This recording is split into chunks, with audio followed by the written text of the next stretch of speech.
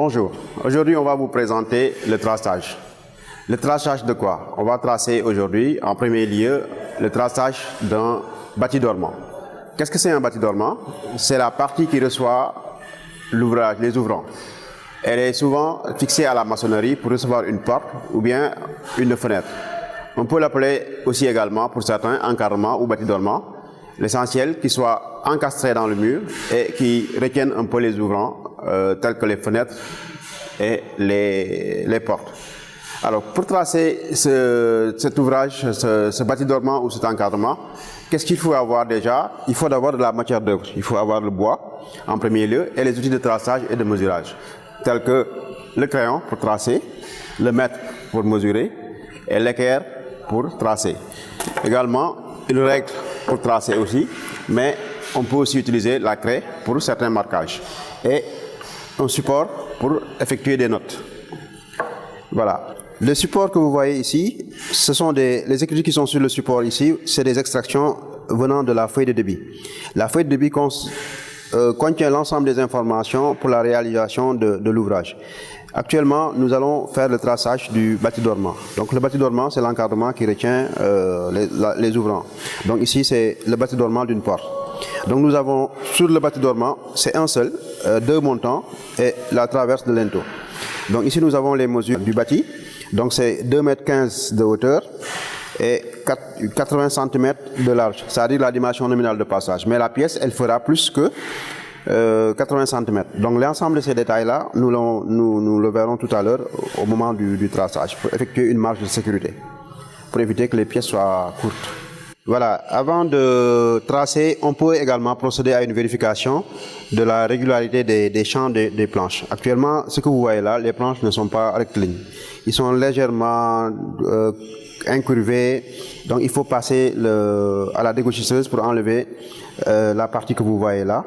Essayez d'égaliser, avoir déjà un champ assez droit, pour ne pas avoir des pertes au niveau des mesures. Parce que les pièces doivent être rectilignes et voilà, tout le long également. Voilà, donc après avoir dressé les champs, il faudra juste procéder au traçage. Ce traçage va s'appuyer sur le champ qui a été dressé, donc pour faire sortir la largeur de la jambe. Donc on doit savoir au préalable, est-ce qu'on doit débuter avec la scie manuelle ou avec la scie circulaire? Parce que si on débute avec la scie circulaire, à la scie manuelle, on va prévoir plus de marge en cas de gauchissement par rapport au débitage de la scie, prévoir une rattrapage au niveau du rabotage. Donc raison pour laquelle il faut d'ores et déjà savoir est-ce qu'on va débuter avec l'outil manuel ou avec l'outil mécanique. Donc là, on va faire un traçage qu'on va utiliser avec l'outil manuel. Donc la largeur de la pièce au finish, ça fait 15 cm. Donc on va ajouter 1 cm de plus par rapport à la mesure normale. Donc ce qui fait que s'il y a des gauchissements au niveau du sciage, on va récupérer ça à la verlope pour avoir la bonne mesure.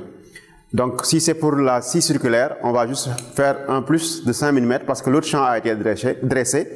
Donc on va utiliser un surplus de 5 mm pour faire passer à la raboteuse pour ramener la pièce de largeur. Voilà, on va pointer ici les 16 cm que vous voyez là. Voilà, et de l'autre côté aussi également, on va faire la même chose. 16 cm de l'autre bout également. Donc, à défaut de règle, on peut utiliser l'autre pièce qui est déjà dégauchie. Donc, apparemment, le champ est bien droit, donc on peut utiliser cette pièce pour joindre les deux lignes. Il faut juste régler la pièce qu'on a utilisée comme règle, jusqu'à la proximité du trait de repérage. Et on va effectuer la même chose pour l'autre côté également. Voilà, on effectue aussi le réglage au niveau de la ligne de repérage. Ensuite, on va tracer. Tracer pour toute la longueur. Après le traçage des deux jambes, c'est-à-dire les montants du bâti, on va tracer la pièce qui constitue la traverse haute de l'encadrement. Mais toujours, il faut vérifier et repérer les défauts. Donc là, nous en avons un, et ici, nous avons un et deux. Donc ça fait 3 défauts qui réapparaissent. La plupart des cas, pour la traverse haute, il y a une partie qui va être directement scellée dans la maçonnerie. Donc ici, nous avons repéré un défaut. Et ici, nous en avons repéré un deuxième et puis un troisième. Donc là, cette partie peut être posée à partir en contact avec la maçonnerie. Donc elle ne sera pas visible. Mais par contre, de l'autre côté, nous allons juste prendre la bonne dimension à partir de là et pour éliminer le défaut. Donc au niveau de la finition, cette partie ne va pas apparaître parce que tout simplement, le débitage passe juste à côté. On va tracer maintenant. On va reprendre les mêmes mesures. Donc c'est à 16. On va prendre. Également pour l'autre bout. L'autre bout, 16 aussi. Voilà. Et à l'aide de règles, on va joindre les deux bouts. Voilà, nous venons de terminer le traçage de l'ensemble des éléments du bâti.